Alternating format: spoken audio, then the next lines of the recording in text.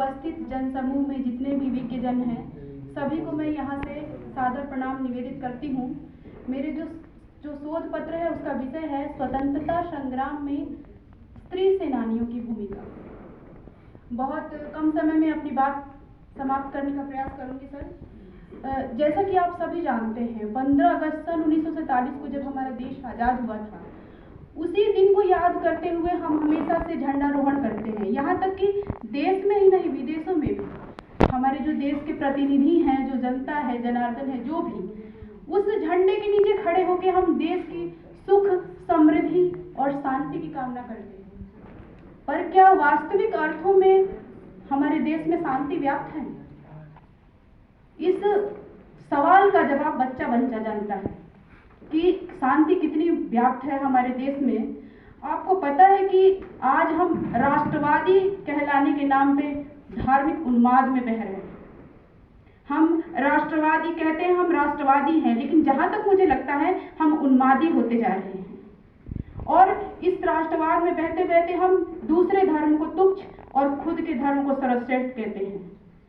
अभिव्यक्ति की आज़ादी के नाम पे आज जब हम स्वतंत्रता का अमृत महोत्सव मना रहे हैं, अभिव्यक्ति की आज़ादी के नाम पे किसी को कुछ भी कहने को धड़ल्ले से हम उन्मुक्त हैं, हम कुछ भी कह सकते हैं।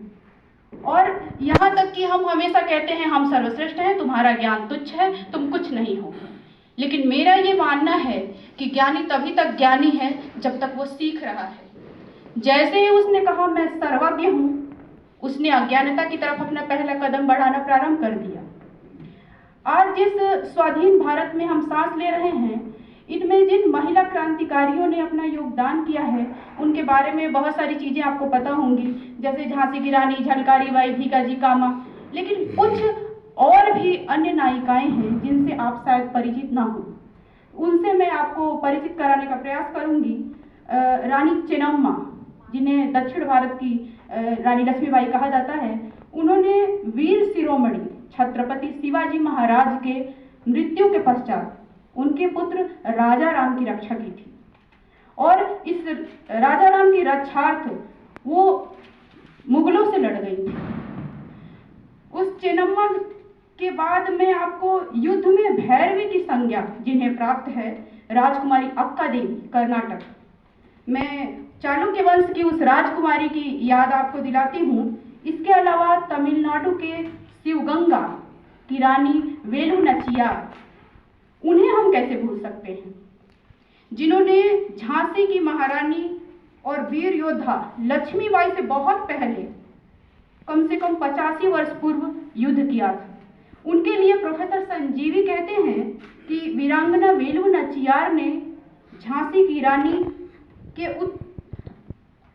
के बहुत पहले उत्तर भारत में कम से कम 85 वर्ष पूर्व विद्रोह छेड़ दिया था। उस वीरांगना को आप कैसे भूल सकते हो? राजस्थान की मेड़ता की मीरा को कौन भूल सकता है, जिन्होंने समाज तो समाज, अपने परिवार का भी विरोध और दंश झेला। भारत की प्रत्येक नारी जिस वीर योद्धा, जिस वीरांगना जैसा अदम्य साहस अपने अंदर भर लेना चाहती है, ऐसी महारानी लक्ष्मीबाई, जिनका इतिहास में स्वर्णाक्षरों में नाम अंकित है, उस वीर छत्राणी की बात आप जानना चाहते हो। हालांकि छत्राणी मैं यहाँ पे कह रही हूँ, लेकिन वो एक ब्राह्मण कन्या थी। लेकिन चूंकि ये बात यहाँ वीरता और शौर्य की हो रही है, इसलिए मैंने यहाँ पे छत्राणी शब्द प्रयोग किया।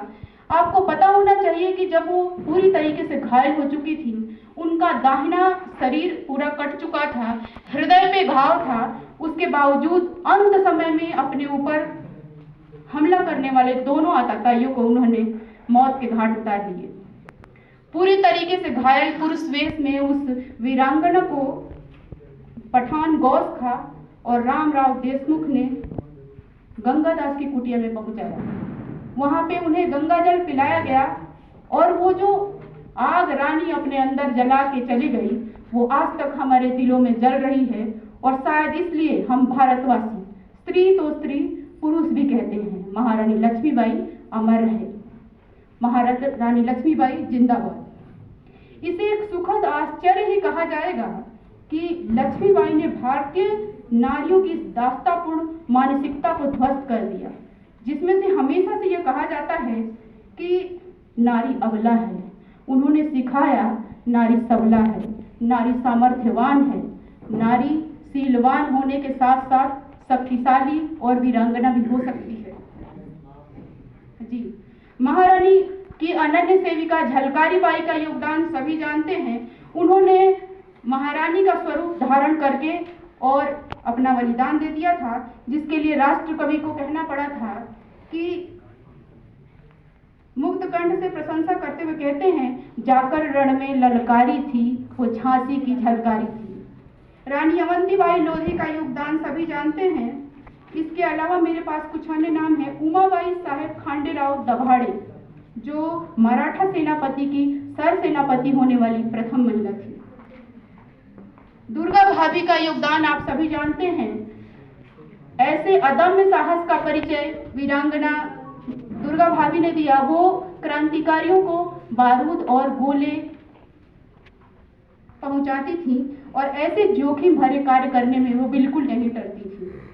उषा मेहता को आप जानते हो। इसके अलावा कनकलता बरुआ, रानी मलम्मा, रानी ताराबाई, माई भागो, बीकानेर की सोम देवी आदि ऐसी बहुत सारी महिलाएं हैं। सुभद्रा कुमारी चौहान लिखने को मजबूर हुई, खूब लड़ी मर्दानी। वो जनानी लिख सकती थी क्योंकि रानी लक्ष्मीबाई जनानी थी, लेकिन जिस मर्दाना साहस को उन्होंने दिखाया इसलिए उन्हें लिखना पड़ा खूब लड़ी मर्दानी। वह तो झांसी वाली रानी थी। निष्कर्ष में बस इतना ही कहना चाहूंगी कि हमारी जो आज की बेटियां हैं, क्योंकि हम हमारे परिवार की धुरी हैं, हम हमारी बेटियों को ये शिक्षा दें, इनकी अंतर कथाएं सुनाएं, परी कथाएं न सुना के इन वीरांगनाओं की कहानियां सुनाएं, और जिसकी वजह से उनके अंदर शौर्य और दात्य का उद्भव हो और वो उनकी प्रेरणा स्रोत हो। वो अर्धनग्न बॉलीवुड बालाएं ना हो, बल्कि ये वीरांगनाएं हो जिससे वो समाज में किस तरीके से रहें, किस साहस के साथ उनको रहना है वो सीखें। बहुत बहुत धन्यवाद।